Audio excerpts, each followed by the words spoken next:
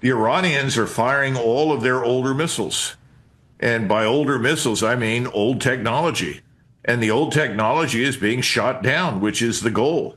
They want the Israelis to waste all of their inventory on these old missiles before they start using the really high-end, devastating material.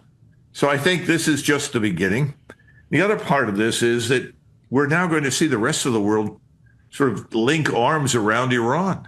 Because if you're sitting in Moscow or Beijing or Ankara or anywhere else and you see what's happening to Iran, you say, well, look, if we don't stand by these people, inevitably we'll be next. So I think all in all, this is a catastrophe for Israel.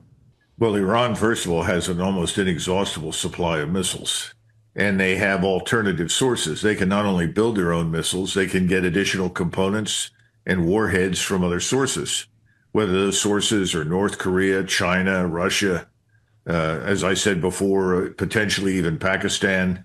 And I'm sure that there are others. So I think there won't be a shortage of things for the Iranians to fight back with. The real question now is, what do we do? And I think President Trump is already signaling that he'd like to go back to the negotiating table. The problem is that no one believes him. He's destroyed his credibility. I don't think anybody's going to show up to negotiate with him about anything.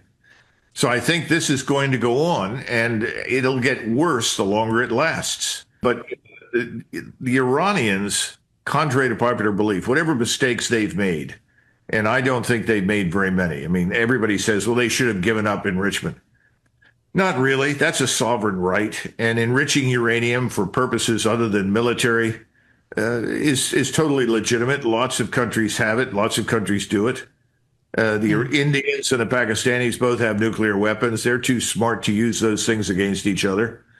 The problem we have right now in the region is you've got one country that has nuclear weapons.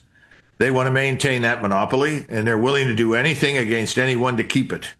And that's where we are. And we, unfortunately, have encouraged it and underwritten it.